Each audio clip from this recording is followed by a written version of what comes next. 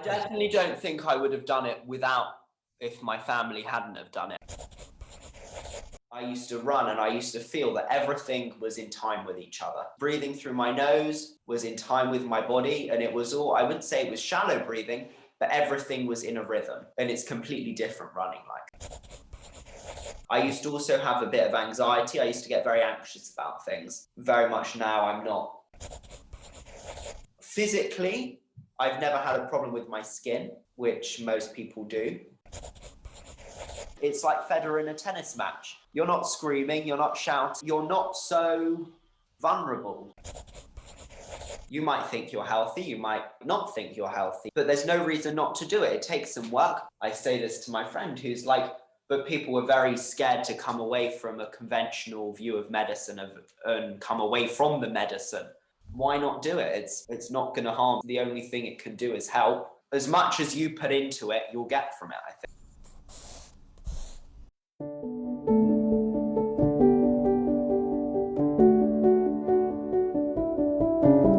Welcome to this new episode of the Learn Buteyko podcast. We are going to continue on our journey through the life cycle, and today we have a very special guest with us. His name is Shmu. Shmu started doing the Buteyko method at the age of 14, and he's going to tell us about his experience with the method. A very articulate young man now, he will lay it out for us how quick and effective can this method be for teenagers. So Shmu, you started to do Buteyko after, tell us a bit, so because your family has done it as well. Yes. Tell us about how you got into do it through, because this is very typical for younger people to do it with the family or after some members of the family have done it. So I definitely don't think I would have done it if my family hadn't have done it. I was never actively seeking anything. I've always been, I think, fairly healthy, and I never was looking for anything. But so my mum did it first because of her asthma, which and my grandma had recommended it to her 30 years ago after reading about it in a newspaper. 30 years ago? It was, I think, my mum said it was about 30 years before she did it. Wow, okay. Her mother had said that here's something that might help your asthma. And because my mum had quite bad asthma. And then, so 30 years on, probably about less than 5 years ago, maybe, we all started. My mum did it first, then my dad did it. And then I started doing it, and then my sister did it a few months later. But no, my mum said it was amazing for her asthma. It gave her a tool to fight it and help cure it, really, I think, and manage it. And then I was just like, why not? Why not try it? Why not do it? Excellent. Just curious, was your grandmother saying this 30 years ago in the UK? I would have thought so, yes. Yeah. Interesting. Yeah. That's very early. Yeah. That's very early back in the day. Yeah. Great. Quite advanced. Okay, so you said you were healthy, but you were experiencing some symptoms and maybe fatigue. So how did that get better, or did you have any results in that regard? So yeah, I used to come home from school and fall asleep. I remember there was a time when that was happening to me, and then and I went for a blood test, and my blood sugar levels weren't quite right. I think we found out. It wasn't dangerous. I wasn't so unhealthy. I did a lot of sport. I ate fairly well. I think I was never unhealthy. I used to get migraines, and then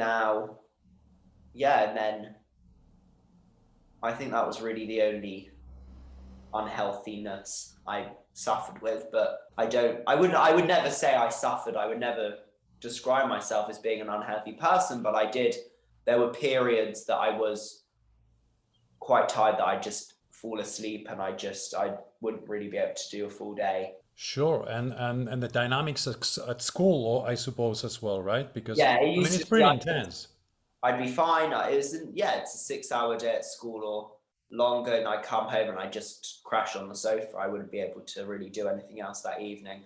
Yeah, No, I used to ride horses. I used to have a pony. I don't really anymore. He's retired now. I see. So you're not doing that anymore?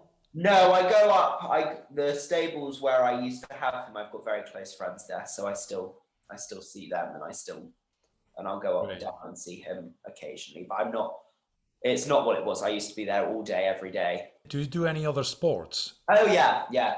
I think at that time I was also running, but yeah, I don't really run as much anymore. At least not Okay, properly. did you feel any difference when on the running? I guess I Martha changed your breathing from well, I I don't don't. know. I we started doing what I started doing Buteyko at a point when I was running. I remember this actually because I remember when I started going to the running club that I went to and the lessons and things, I wasn't doing Buteyko. And then at some point into it, I started doing Buteyko, and I tried. I'd always run. I used to always run with just my nose. I think a bit with my mouth, but I used to try and run even at school, just when we were doing running, and I used to run with my nose. It was hard, but I did it. And then I did Buteyko doing this. Running was harder. I've always been quite a good runner, and I'm like in terms of my cardio strength, but Hmm. it was definitely hard to change how I was running. I stopped running there a few months later. I think partly it was difficult to run at the same level that I was before Buteyko, because you have to obviously adapting my breathing. I had to run slower. I had to change it, and I could have done it. I run now, and I go to the gym most nights a week, and I can run about 1,500 meters just in fairly shallow, and certainly not a jog, more of a run.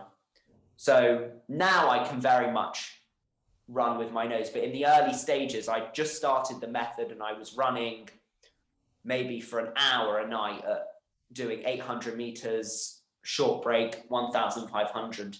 And it's hard to change your breathing, especially as a young person. And I think, and as a young person, especially because you're running at quite a high level, and then you've got to hold on a minute, you've got to change everything because when you run it, so your breathing is such a big part. So it was hard. I stopped. I had issues with my ankles, but that was unrelated. But yeah. So have you noticed that in general a difference when you do exercise, that breathing the way Buteyko recommends, that makes a difference? Yeah, In what way? I play tennis a bit now. Okay. I also play golf, but I don't think golf isn't as much for the intense. Oh, golf. Well, you might have felt some difference in your concentration and your Yeah, golf. golf. I've never played golf not doing Buteyko, I see. Okay. so I can't compare. But tennis, I know in terms of the sport, when you can see it when you watch tennis as well, and like I don't know whether doing it. I wouldn't say I would always do it in shallow breathing and then stop once. I can't do it when I'm in control, but very much just keeping my mouth shut. It makes it easier to do sport in a way. It's definitely, like, you can see. I remember, me and my mum watch a lot of tennis, and my mum would always point out, look at Federer, his mouth is always shut. Yes. And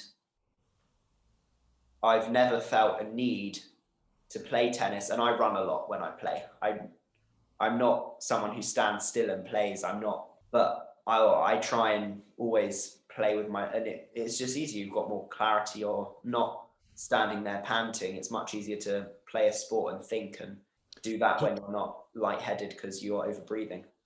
Do you feel perhaps my experience is that doing exercise that way gives me energy instead of taking it away. Well, I used to, yeah, I did used to run, well after the running when I ran properly, but going on runs and things, I used to run and I used to feel that everything was in time with each other. Breathing through my nose was in time with my body, and it was all, I wouldn't say it was shallow breathing, but everything was in a rhythm. And it's completely different running. Like, it's much easier. Like, I could run in that speed that I used to run about 5K, and I could run another 10K at the exact same speed because my body was just in a system. It wasn't overworking, but you could just go. And then at the end of my run, I'd be able to sprint. I'd be able to do that. I wasn't out of breath.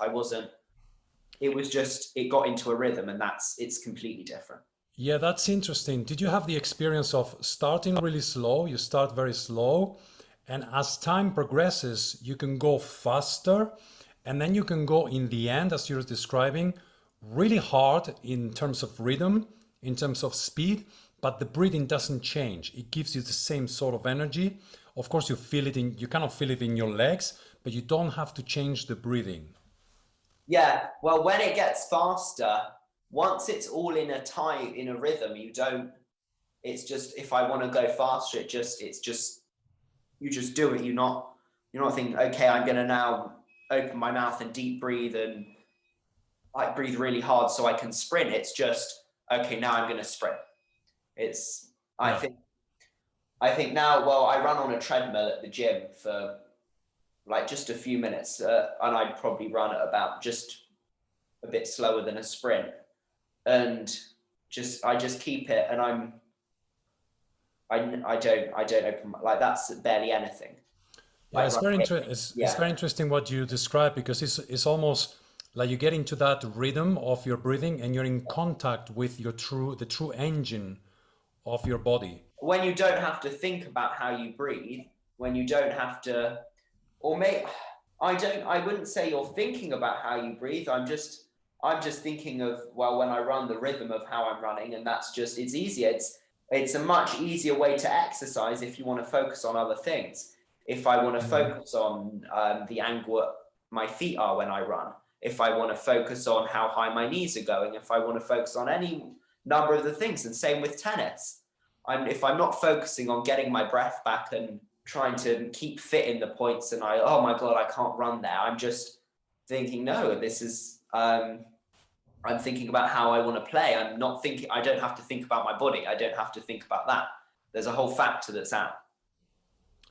Exactly, yeah. And I think that what gives Federer, in part, of course, the elegance and the ease with which he plays. Like, you watch a tennis match afterwards, you see Nadal dripping with sweat, and Federer's like he's just hasn't done anything, and all shouting and so on, and Federer it's like a dance. It's easier. Everything's easier. Beautiful. That's great. Have you noticed any? I'm interested about two things. One, from your personal experience, if you have noticed any change in terms of social dynamics. In terms of social dynamics, I think, if you ask my mum, I used to be quite erratic in my moods. I've always been quite a fiery person, and I still am, but I used to just flip off the handle. I used to also have a bit of anxiety. I used to get very anxious about things. Very much now I'm not. I don't think my mood's much more constant, and nothing lasts so long. The best time of my mood, in terms of when I'm a best person, is after I've done my practice in the morning. But my mood is very much, I don't think things don't affect me in the same way. I don't feel the same anxieties. I used to be terrible. I used to have like a tantrum. I used to have a meltdown over something that just made me anxious. But now I just you don't care as much. It's not. Yeah. And yet you still feel that you can keep your own character, and you can be yourself even more, right? Yeah. Well, you're not, well, no one likes it when they're anxious. No one likes it. It's not a part of you. Exactly. No one, I don't think you talk to anyone with a mental health issue or say anything, and they say it's not a part of them that they want. It's not who they are. Yeah. It's something, it makes it harder to be who you are when you've got that sort of thing. Yeah, yeah. So in the podcast, we're addressing, what teenagers go through and the benefits that they can have with the method. So what are the things that you see around in people of your age? What have you seen this, throughout your teenage? You're now heading towards the end of, I believe you're 18 now, right? Yeah, I'm really 18. And so when did you start doing Buteyko? Was it... I started doing Buteyko when I was 14, maybe. Very interesting. So you've done it throughout your... I've done it for most of my teenage years, yeah. Yeah, good. Physically, I've never had a problem with my skin, which most people do. Like, not at all. I've never really had any spots, any of that. This is just a physical thing. But I think it also comes back to the not caring about things. I think I've been much more in control of my emotions, and I've been much more able, and things aren't, and like, I think political issues, I think teenagers are very much emotionally attached to, and it's very hard to not care and not, I still care about things, but I think people go from one extreme to the other and it's very much like a crazy, like, people change their opinions so much when they're a teenager. But me, I'm not so emotionally motivated. I'm very political, and I do politics as an A level at school, and but I'm not emotionally attached to it in the same way. So could we say perhaps you're not so programmable? Yeah, well, it's interesting. My parents, I think, are quite accepting. They're quite liberal people. They're not, they're definitely not down the line, and they're not completely crazy, but they're not down the line at all. And I think as a person, I always have viewed intelligence, or the ability to understand multiple sides of an argument, and the ability to not be emotionally invested in one side of an argument, which makes you unable to understand the other, is very rare. It's very rare to be able to look at something in a more rational and in a more pragmatic way. And I think that's something I've been able to do, and I don't think a lot of people are, especially teenagers. So people listening to this podcast might be thinking that that's how you are. You're an intelligent teenager who's capable of making those distinctions before the others do. But you are actually connecting it to the work that you've done with Buteyko. How so? Well, I heard, I was listening, my dad was on a Zoom lesson, and I was listening, and someone asked, and I can't remember, I think it was Vladimir, who said, people with high CPs, they don't really care. They're not, when you're much healthier, when you've done the method, and I think you're much less, it's like it's like Federer in a tennis match. You're not screaming, you're not shouting, you're not so vulnerable to things that people become very emotional, and people maybe allow ugly part of themselves to come out. I think that part of me, like, I'm much more in control of it.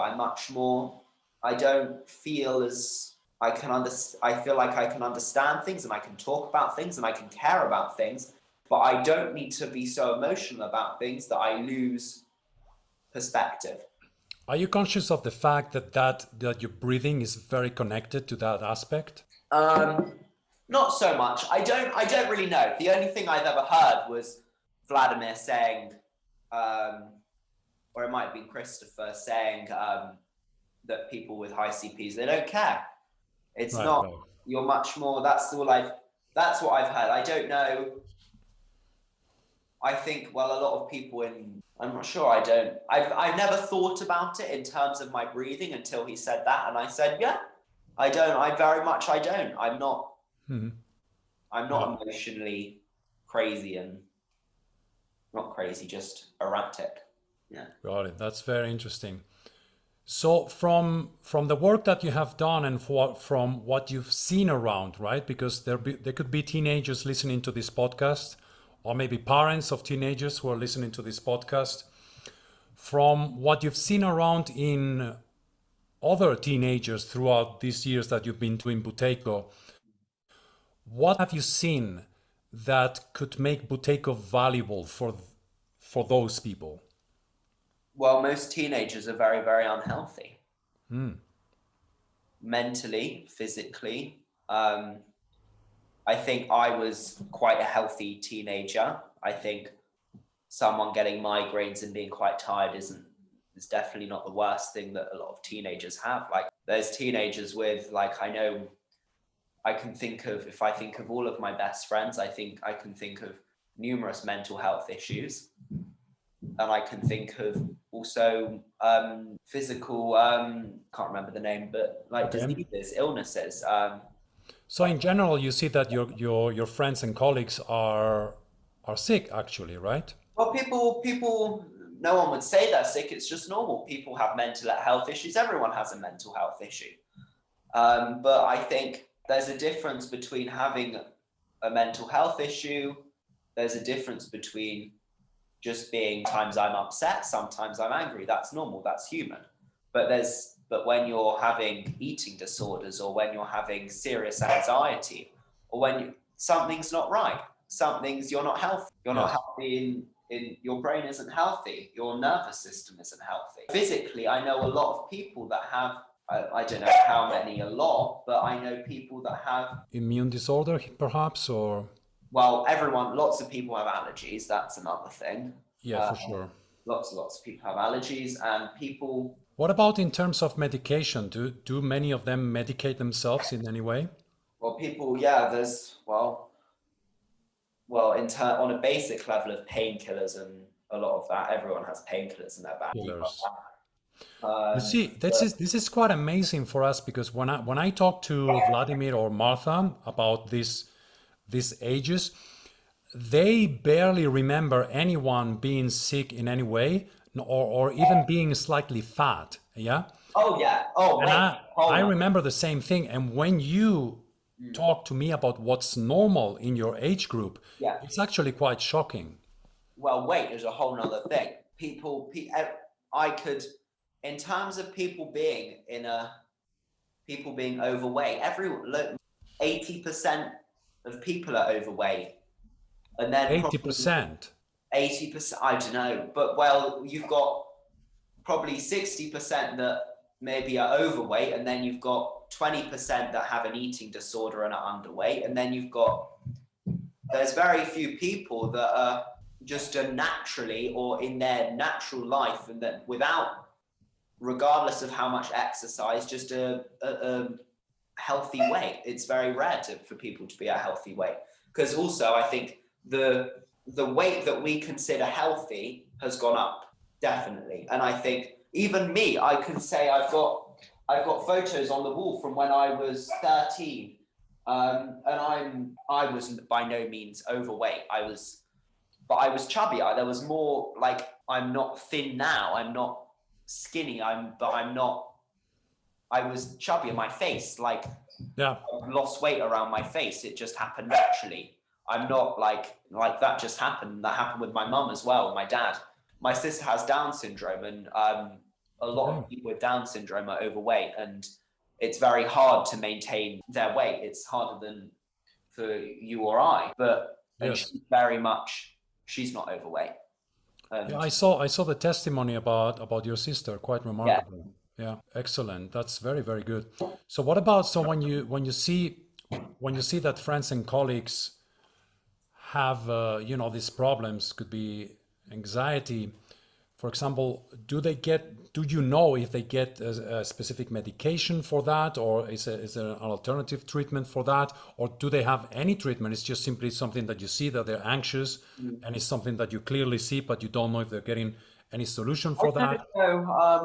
I don't really know what medication. I know people are on medication. People have things for anxiety. People have antidepressants. People have, in terms of physical illnesses, I don't know so much. I know one of my friends takes medication. It's quite an interesting picture, because for my generation, this you didn't see these things, you know. Yeah. So what about the pill? Birth control. Yep. I know someone who takes it for, they've got a chronic, I don't know if it's chronic illness, they've got PCOS, polycystic. I'm not sure if they have it, but they've got something that might be it or something, and they suffer from nausea and things, but they take the pill. And I don't think so many people, there are people on it, definitely, there are a lot of people on it, but I don't, in terms of my friends and things, I don't. Okay, that's interesting. I asked that because we addressed that. We addressed that in the podcast that we did with the practitioners, because there's going to be a part where you will be speaking and other teenagers will be speaking. And there's a part where the practitioners just talk among themselves about the cases that they had. So just to finish, Shmu, so from what you have seen and what you have explained and what you have experienced, if if a teenager has a health issue or any issue that wants to resolve, what would you tell them in terms of your experience with the Buteyko method? Well, my experience is there's no danger. There's no reason not to. There's no reason. You might think you're healthy. You might not think you're healthy. But there's no reason not to do it. It takes some work, but I was younger. I do one practice a day now. I get up in the morning and I do 100 jumps. Okay. And that's all I do. Sometimes I'll do one in the evening, maybe if I'm more tired, or if I've done something a lot that day, I'll maybe do one. Or before an exam, I might do one. But it's not a big part. It took me probably 3 months, maybe less, of practicing maybe 2-3 times a day or more. I don't think much more though. I did it on the child's course back when I was 14, but it didn't take much. It wasn't a big part of my day, and now it's minimal. It takes me 5 minutes in the morning. There's no reason not to. I say this to my friend who's like, but people were very scared to come away from a conventional view of medicine and come away from the medicine. People don't really want to do things for themselves. People just want to take a pill or do whatever that's easy, but it might be harder. And as you get older, it's obviously harder because you've had more illness, you've had more drugs, you've had more that's come into you that's made you unhealthy. But why not do it? It's not going to harm you. So it's the only thing it can do is help. And if you don't do it properly, then it might not even do anything. But if you do it properly, and then you, as much as you put into it, you'll get from it. I think I could have done more. I could do 3 a day still. I could do, but I don't. I do what works for me. I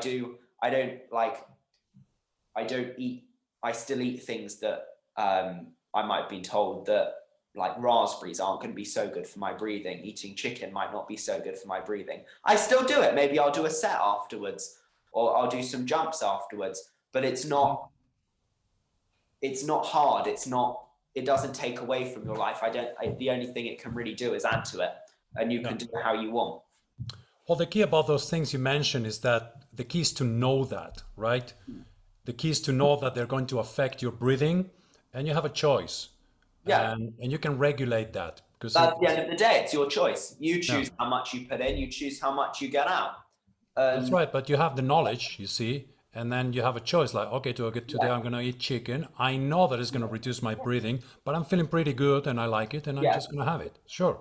And it used to, I would say 2 years ago, 2 years ago even, I used to go over to my grandma's and I'd maybe have like chicken and loads of meat and things because we don't really have much meat at home. And I used to get a headache afterwards. I'd done Buteyko, but it was like wouldn't really eat. I wasn't really eating so much of those foods early on, and I used to get a headache. But 2 years on now, when my CP's higher, I've been doing it for longer. My breathing's much different. I don't really breathe through my mouth at all. I can eat chicken, and it doesn't really. Sure, absolutely. Like, well, you mentioned two very, very important things for teenagers to know about this, that it's very safe, that it's absolutely true, and in teenagers is very quick. Yeah. It's quite mind-blowing. It's nothing. Like, what's holding your nose going to do to you? Like, yeah, exactly.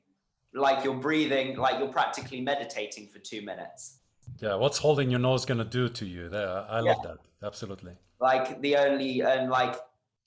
that's like I said it to my friend who like they want to be a doctor and they're really into like the medicine and the drugs and the surgeries and the blah blah blah blah blah, and I'm like, yeah, have fun, you've got all of these issues, I don't. Exactly. I do 2-3 sports a day most days. I go to school, I've got exams in 2 months, and I'm fine. Yeah, I've got the energy. Like, well, Buteyko is very clinical, it's all based in true science, in true physiology. Yeah, like they don't like, they might not believe it, like they might not, like it's not what's obviously promoted, it's not, but if you just give it a go, like if you don't want to do it, don't do it, but you might as well try. Sure, this is only done by people who understand and are ready they're open-minded, and it makes sense for them, because it takes practice. But as I say, as you said, with teenagers, it's very quick. The results are extraordinary and very quick. You can't do it if you don't want to do it, because you can't really force yourself. Yeah. Then you can't. Yeah. You've got to believe that you're doing it, and you've got to want to do it. You've got to want to help yourself. I think, like, you could do it. You could be like, I hate this, but I'm going to do it. And you'd feel the effects. But I think it's much easier to do it if you're just like, right, I'm doing it. It's not a big deal. That's why I'm just doing it. Exactly. And then you've got the knowledge, you've got the tool for the rest of your life.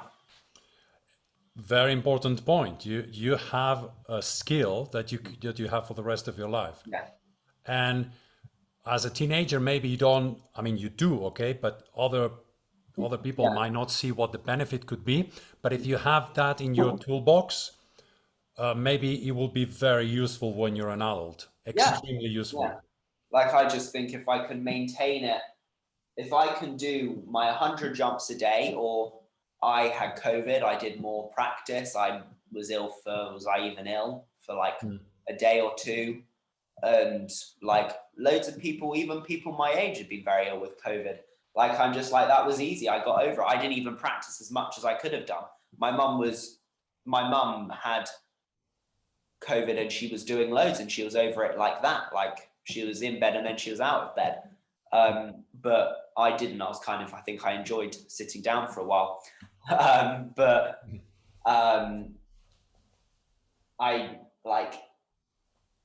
I did a fair amount and it was fine. And like, you've got the tool, like all the things, like, yeah. Great, Shmu. Well, thank you so much. I think No worries. I think this is going to help a lot of people. Yeah, because it's very much needed. Yeah. So yeah, I think I'm really grateful that you did this for us. And when we have the episode ready, I'll send it to you. Don't know if I'll be able to listen to my own voice. Well, nobody likes to listen to their own voice, No, Even I'm a voice professional, I was an opera singer. Really? Wow. And so, even me, sometimes I struggle. That's universal, you see. Yeah. Okay, so, well, thank you so much, and I hope everything goes well to you, and I hope to see you soon, Yeah. All the best. Thank you. Thank you. Take care. Bye-bye. Bye-bye. So there you have it. Thank you, Shmu, very much for doing that. We want younger generations to be familiar with the Buteyko method, So if you find this interesting, visit our website, link in the description below, www.learnbuteykoonline.net, where you can find testimonials. You can find also information about free webinars that are given by our very experienced practitioners. And we also teach the method in other language. We teach it in Greek, in Spanish, in Hebrew and more. And we hope to see you in the next one. Until then.